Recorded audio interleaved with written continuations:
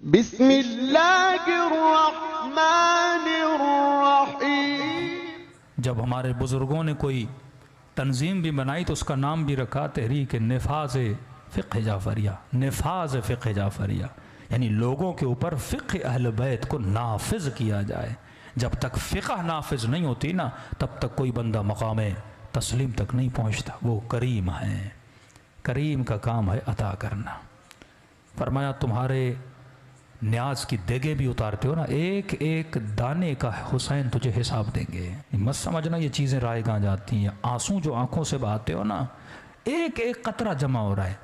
جو سانسیں حسین کی مجلس میں گزری ان کا حساب الگ ہے، جو سانسیں تم نے گناہ کی محفل میں گزاری ان کا حساب الگ ہے، جو سانسیں اپنی ماں کے قدموں کو دباتے ہوئے تم نے گزاری نا اس کا حساب الگ ہے۔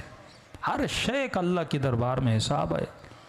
کچھ ایرانی زائر کہتے ہم کربلا گئے تو 40 کے دن تھے، ہر بندہ کہہ رہا تھا آپ ہمارے گھر آئے، ہمارے گھر آئے۔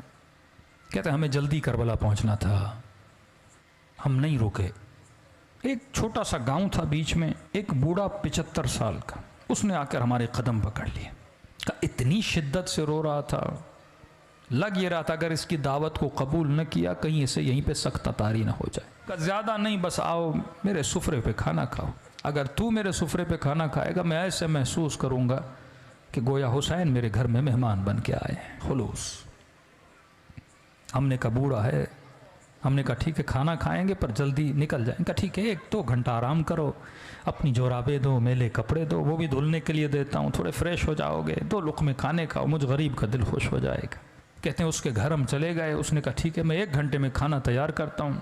ہم تھوڑا کمر سیدھی کر کے بیٹھ گئے۔ اس بوڑھے کے گھر کی دیوار کے اوپر ایک پینٹنگ لگی تھی۔ پینٹنگ تھوڑی عجیب تھی جس نے ہمیں اپنی طرف کھینچا۔ ہم نے کیا دیکھا، اس پینٹنگ پہ ایک تابوت ہے، میت ہے اندر، اس تابوت کے ساتھ میں قبر ہے کھدی ہوئی۔ ہم نے کہا یہ کیسی پینٹنگ ہے؟ لوگوں کے گھروں میں جاؤ یا کربلا کی ذریعے یہ چیزیں ہیں، لیکن یہ کیسی پینٹنگ ہے جس میں تابوت ہے، تابوت کے اندر میت اور سامنے کھدی ہوئی قبر ہے۔ بوڑھا آیا، ہم نے کہا بوڑھے بتاؤ یہ پینٹنگ کا ماجرا کیا ہے؟ اس نے کہا پہلے کھانا کھا لو، کہیں ایسا نہ میں بتاؤں تم رونے لگو۔ مولا کے ظاہر ہو، سکون سے کھانا کھاؤ۔ اصرار کیا کہ نہیں کھانا کھاؤ۔ کھانا کھا لیا ہم نے کہا اب بتا، کہ یہ جو تابوت دیکھ رہے ہو یہ میرا تابوت ہے، یہ جو قبر دیکھ رہے ہو یہ میری قبر ہے۔ ایک دن میں مر چکا تھا، میرا جنازہ تابوت میں تھا، اسی طرح میری قبر کھدی ہوئی تھی۔ آج جو میں تمہارے سامنے زندہ ہوں نا یہ حسین کی دعا کا نتیجہ ہے۔ ایسے کئی معجزے ہو چکے ہیں۔ کہ ذرا سمجھا تو کہنا کیا چاہتا ہے؟ کہ میرے پورے گاؤں والے سے پوچھو کہ یہ بوڑھا جس کے گھر ہم نے کھانا کھایا ہے اس کا ماضی کیسا تھا، تو سارے گاؤں والے گواہی دیں گے ہمارے گاؤں میں اس سے بڑا کوئی فاسق نہیں تھا۔ کہ مجھے نہیں یاد کوئی ایسا گناہ تھا جو میں نے نہیں کیا۔ میرا حسین ابن علی سے لینا دینا نہیں تھا، میری ایک اپنی غفلت کی زندگی تھی۔ صدام واصل جہنم ہوا، 40 کا سلسلہ شروع ہوا، میں نے دیکھا جوک در جوک کچھ لوگ ہیں جو کربلا حسین کی زیارت کے لیے جا رہے ہیں۔ میرا دماغ تو تھا ہی شیطانی نا، میں نے کہا جاتا ہوں ان زائروں کو لوٹتا ہوں، کسی کا موبائل لوٹوں گا، کسی کے پیسے لوٹوں گا، تھکے ہوئے ٹوٹے ہوئے سو جائیں گے، لوٹ لوں گا۔ کہتا نکلا اپنے ارادہ لے کر، چائے کی سبیلیں، کھانے کی سبیلیں، موقف پہ موقف لگا ہوا۔ دل کیا کہ چائے پیوں، ایک موقف پہ گیا، میں نے قہوہ اٹھایا، پینا چاہا، اس جوان نے مجھے پہچان لیا کہ میں چور ہوں۔ اس نے کہا قہوہ نیچے رکھ، یہ سبیل حسین کے زائروں کے لیے ہے، چوروں کے لیے نہیں ہے، دور ہو جا ہماری سبیل سے۔ برا لگا، میں نے کہا کوئی بات نہیں، آگے دوسری سبیل سے پی لوں گا۔ آگے بڑھنے لگا، ایک بوڑھے نے دیکھا جو سبیل کے اندر تھا، کہا ادھر آ۔ میں نے کہا کیوں آؤں، چائے تو تم پلانے نہیں دیتے۔ کہا شرم نہیں آتی، سارے گاؤں والے مدد کر رہے ہیں، حسین کی ظاہروں کی خدمت کر رہے، تو خدمت نہیں کرے گا؟ میں نے کہا کیا کروں؟ اب کہتا میں حسین کو جانتا نہیں، مانتا نہیں، کوئی غرض نہیں، کوئی لالچ نہیں۔ میں نے کہا ایسے کیا مدد کروں؟ کہا دیکھ چائے بنا رہے ہیں، چینی ختم ہو گئی، 2 کلو چینی لے کر۔ میں نے کہا ٹھیک ہے، بغیر غرض کے نا، آپ نیاز کرتے ہو ذہن میں کوئی سوچ ہے نا مولا حسین مدد کریں گے، قبر میں قیامت میں سیدہ کوئی اجر دیں گی میرے آنسوؤں کے بدلے؟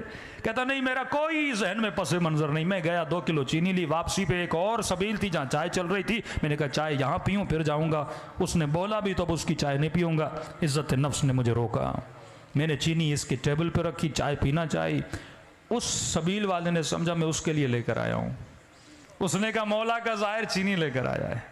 میں روک نہ سکا, بتا نہ سکا کہ آپ کے لیے نہیں اگلے والے کے لیے.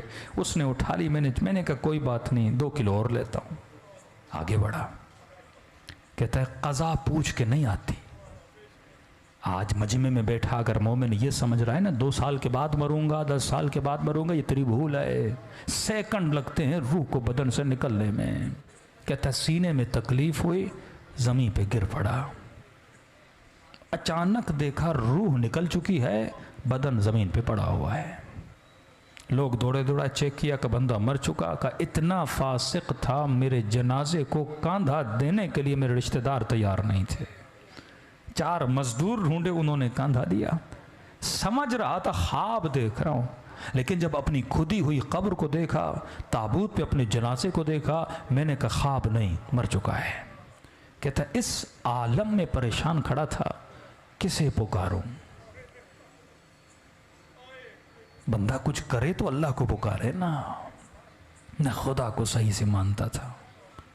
کہتا ہے قبر کے کنارے پہ 2 عذاب کے فرشتے کھڑے تھے, ہاتھ میں گرز لیے. اتنی ہیبت تھی ان کے وجود میں, جب دیکھتے تھے گویا میرے اندر سے جان کو کھینچ لیتے تھے. سمجھ گیا اتروں گا, قبر کا دروازہ بند ہوگا, عذاب شروع ہو جائے گا. کہتا ہے میرا وجود کانپ رہا تھا, کسے پکاروں؟ کون آئے گا مدد کے لیے؟ اتنے میں میرے پیچھے سے ایک میٹھی سی آواز آئی, اور آواز نے ملائکوں کو مخاطب کیا, اے ملائکۃ اللہ, میرے دوست کو ڈرا کیوں رہے ہو؟ میں نے کہا کون ہے اس عالم میں مجھے اپنا دوست کہہ رہا ہے؟ کہتا ہے مڑ کے دیکھا تو ملائکوں نے بڑے ادب سے اسے جھک کے سلام کیا اور کہا السلام علیک یا ابا عبداللہ الحسین. حسین شہید کربلا. حسین نے مجھے اپنا دوست کہا مجھ سے زیادہ ملائکوں نے تعجب کیا. کہ مولا یہ رہا اس کا نام اعمال, دور دور تک آپ کے کردار کس کے اندر خوشبو نہیں ہے, یہ آپ کا دوست کیسے بنا؟ امام نے کہا اگر دوست نہ ہوتا میری سبیل پہ 2 کلو چینی نہ دیتا. کون دیتا ہے بے غرض کسی کو کوئی چیز؟ کہ حسین گناہ بہت ہیں, 2 کلو چینی کی قیمت کیا؟ یہ حسین ہے, ذرا ذرا چیز کا حساب رکھتا ہے حسین, یہ کریم ہے. عجیب جملے اس بوڑھے نے کہے کہ سننے والے ایرانی سارے ظاہر رونے لگے کہ اتنے کریم ہیں, ہمیں پتہ نہیں تھا مولا حسین کا. امام نے کہا 2 کلو چینی کے اندر جتنے چینی کے دانے تھے, ہر دانے کے عوض اس کا 1 گناہ مٹا دو. کہ مولا مٹا دیے, اب بھی گناہ بہت ہیں. کہا 2 کلو لینے گیا تھا, لی نہیں تھی. اگر تو کربلا جانے کی نیت کرے بیچ میں مر جائے نا, ثواب لکھا جائے گا. آیا تو تھا نا, نیت تو کی تھی نا. امام نے کہا دانوں کو کاؤنٹ کرو, ہر دانے کے بس. کہنے لگے مولا حسین اب بھی گناہ بہت ہے. بوڑھا رو کر اپنا سر پیٹ کے کہنے لگا جب یہ کہا نا مولا اب بھی گناہ زیادہ ہے, کہتا میں نے سر جھکا لیا, اب حسین کیا دیں گے, کچھ ہے ہی نہیں. کہ مولا حسین نے کہا اور کتنے کلو کی ضرورت ہے؟ حسین خود خرید کے دے گا. ایک شفقت بھری نگاہ سے مجھے دیکھا, کہا واپس چلا جا, اور بن کے واپس آنا. اب اگلی بار جب آؤ نا حسین کو ملائکوں کے سامنے شرمندہ ہونے نہ دینا. تبھی فرمایا 1 آنسو کے بدلے میں ہم تجھے حور بنا دیتے ہیں. مت سمجھو آنسو نکلتے ہیں رائے گاں چلے گئے. کہ نہیں, سیدہ زہرا اپنے رومال میں جمع کرتی ہے. معذور مولا کا زائر 40 پہ لوگ جا رہے تھے. کہ مولا حسین سب آ رہے ہیں, کیا آپ کی زیارت امیروں کے لیے, غریبوں کے لیے نہیں, بیماریوں کے لیے نہیں؟ مولا یہ عدالت نہیں. رات کو سویا, خواب میں امام حسین نظر آئے. امام نے فرمایا اگر آ سکتے ہو کربلا آؤ, لیکن اگر نہیں آ سکتے نا, ہم کریم ہیں, گھر بیٹھے تجھے ثواب زیارت عطا کریں گے. کہ مولا کروں تو کیا کروں؟ کہ بس مجھ غریب حسین کو ایک سلام کرو۔ بولا ایک سلام کا کرو، لیکن نشانی بتا رہا ہوں، اگر سلام کرتے ہوئے نہ چاہتے ہوئے تیرے آنکھوں سے آنسو نکل آئے، یہ مت سمجھنا یہ تیرے آنسو ہیں، حسین نے تجھے تیرے سلام کا جواب بھیجا ہے۔ واللہ خدا نے کسی کو ایسے کریم امام نہیں دیے جیسے آپ کو دیے۔ دلوں کو کربلا لے کر چلو۔ میری عادت ہے مصائب اہل بیت کو سلام سے شروع کرتا ہوں، ایسے سلام کرو جیسے زینب نے اپنے بھائی کو سلام کیا تھا، سب مل کے خلوص دل سے۔ السلام علی الحسین وعلی علی ابن الحسین، سب مل کے وعلی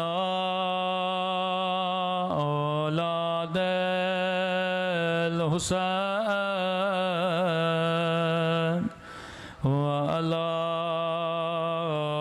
اصحاب الحسین